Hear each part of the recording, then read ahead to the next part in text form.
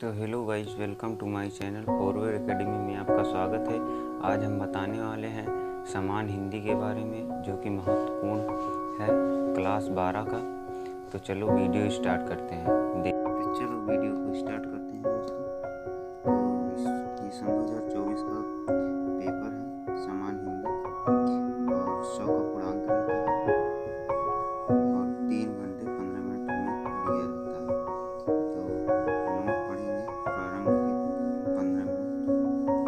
परीक्षार्थियों को प्रश्न पत्र पढ़ने के लिए निर्धारित जो 15 मिनट दिया रहता है दोस्तों, उसको पढ़ने के लिए आपको पेपर निर्धारित किया है।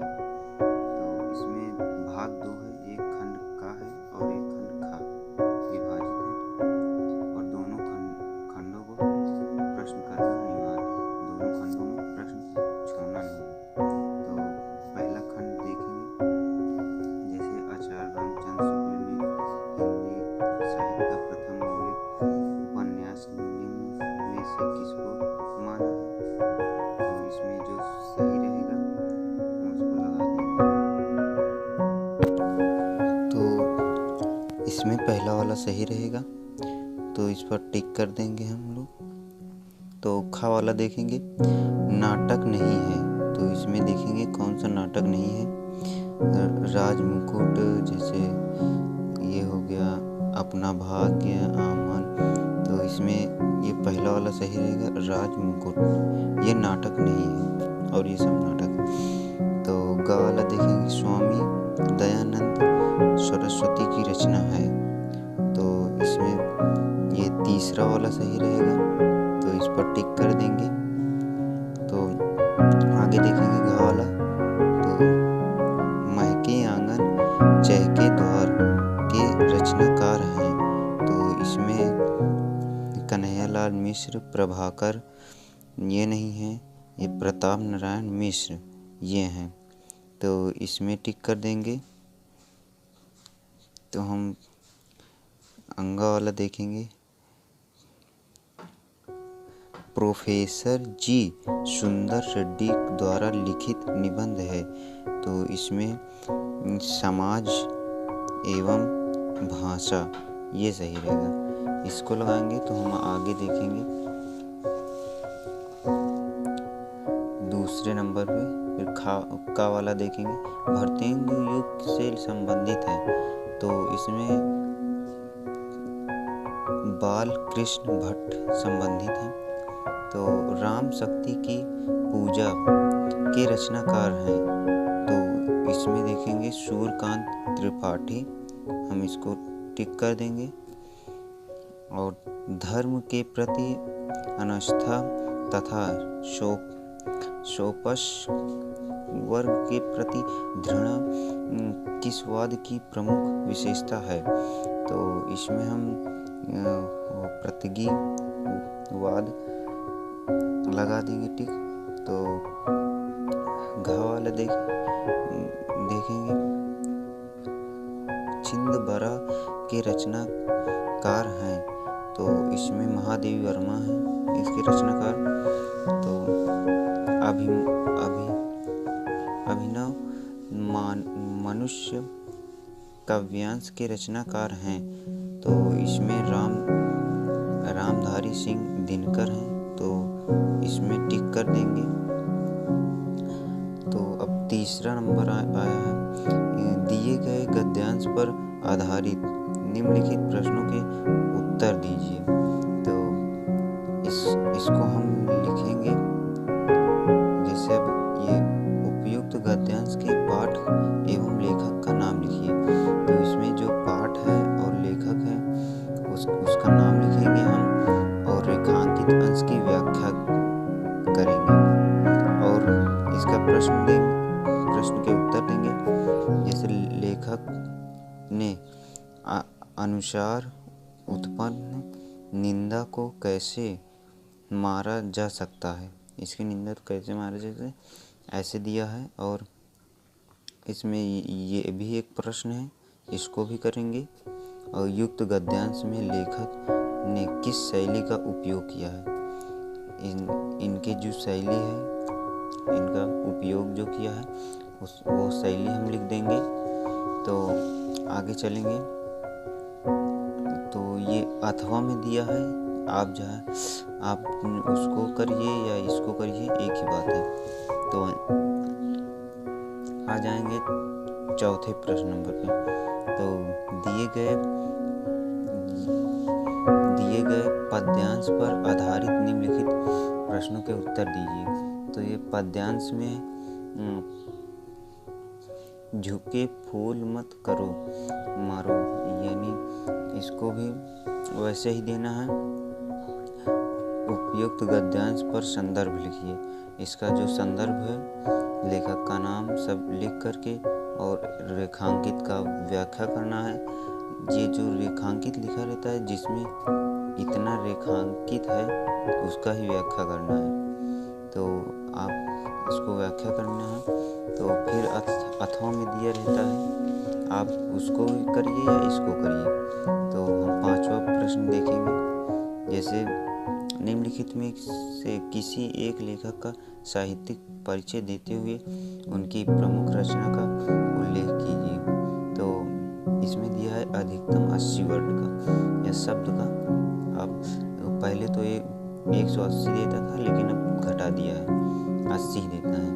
तो आप जिनका भी याद हो या उनका ही, आप तो पहली बार हरि शंकर परसई का याद कर लेना, क्योंकि ये हर पेपर में आता है और इनका भी, इन दोनों का महत्वपूर्ण है, आ सकता है पेपर में। तो खा वाला देखेंगे जो कि कवि में है, उसमें भी परिचय देते हुए 80 शब्द का उल्लेख करना है। तो इसमें जयशंकर प्रसाद को याद कर लेना है और सुमित्रानंद पंत को। ये दोनों इम्पोर्टेंट हैं। तो छठवां प्रश्न देखेंगे, जो कि बहादुर अथवा लाठी कहानी के उद्देश्य को अपने शब्दों में लिखें। अधिकतम 80 वर्ड, यानी ये अपने तरफ का नहीं है, ये इसमें आएंगे, देखेंगे।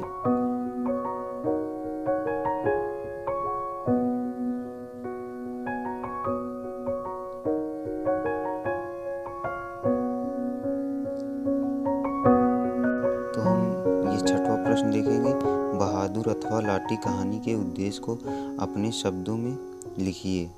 अपने शब्दों में या बुक में दिया रहता है, उसको याद करके लिखना है, 80 शब्दों में लिखना है।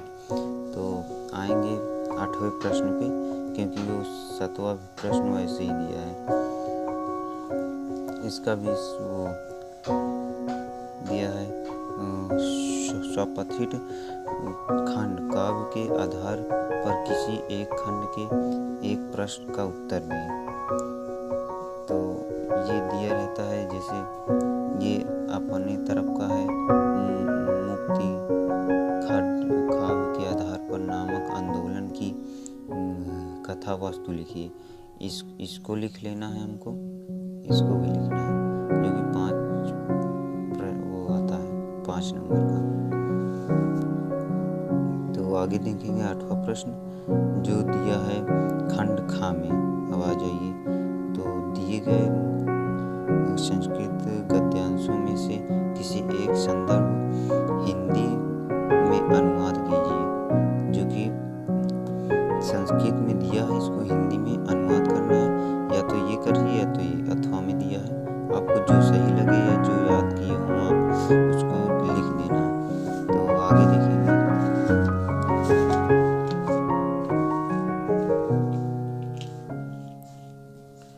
तो खा वाला प्रश्न देखेंगे, जैसे दिए गए श्लोकों में से किसी एक संदर्भ हिंदी में अनुवाद कीजिए।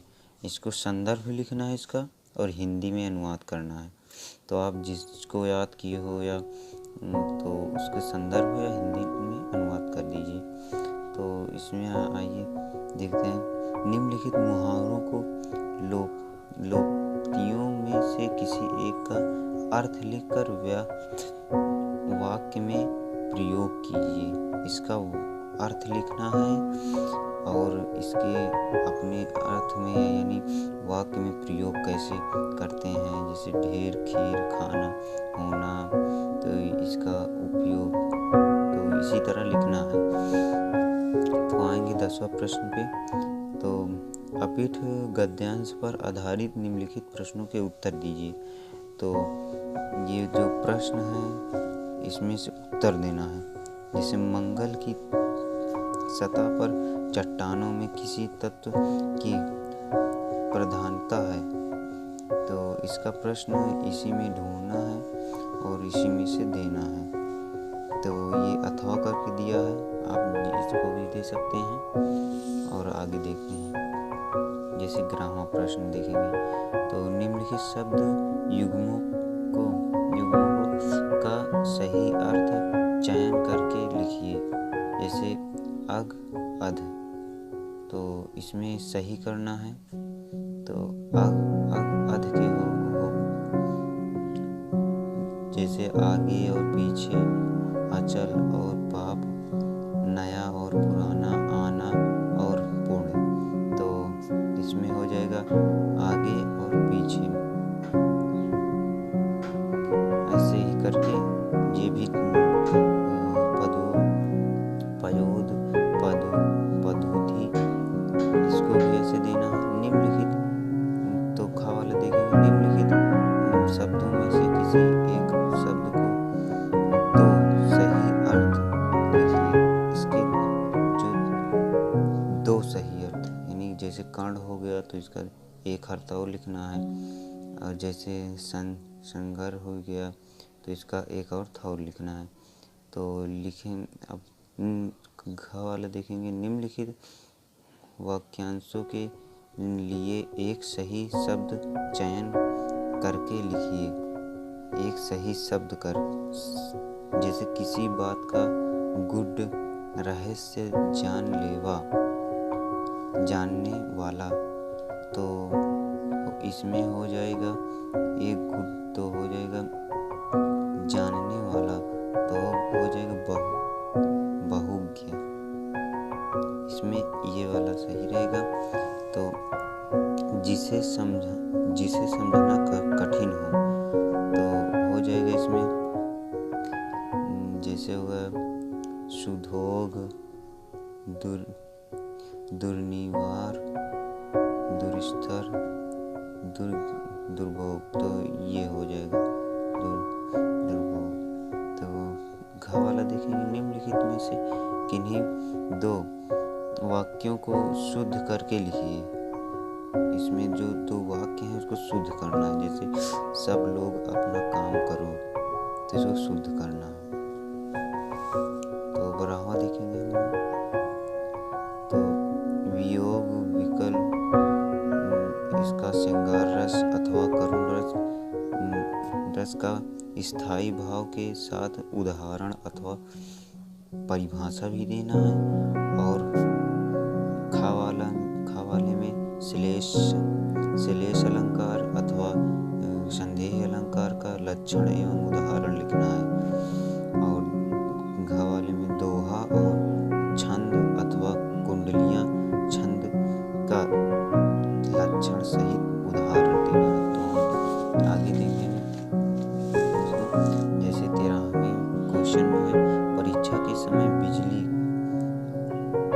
कटौती न करने के लिए अपने जिलाधिकारी को एक प्रार्थना पत्र लिखना है। तो ये इम्पोर्टेंट है, इसको भी याद कर लेना। और भी कुछ आ सकते हैं, जैसे ये भारतीय स्टेट बैंक के प्रबंधकों, उच्च, ऐसे भी आ सकते हैं अथवा में देख कर। और निम्नलिखित विषयों में से किसी एक विषय पर अपनी भाषा शैली में निबंध लिखिए। तो अपनी भाषा शैली में इसको निबंध लिखना है। तो दोस्तों, आज का वीडियो यहीं पर समाप्त करते हैं। तो आपको भी वीडियो पसंद लगा हो तो लाइक करना और सब्सक्राइब भी करना। जो नए चैनल हो या नए देख रहे हो तो सब्सक्राइब कर देना। तो नमस्कार दोस्तों।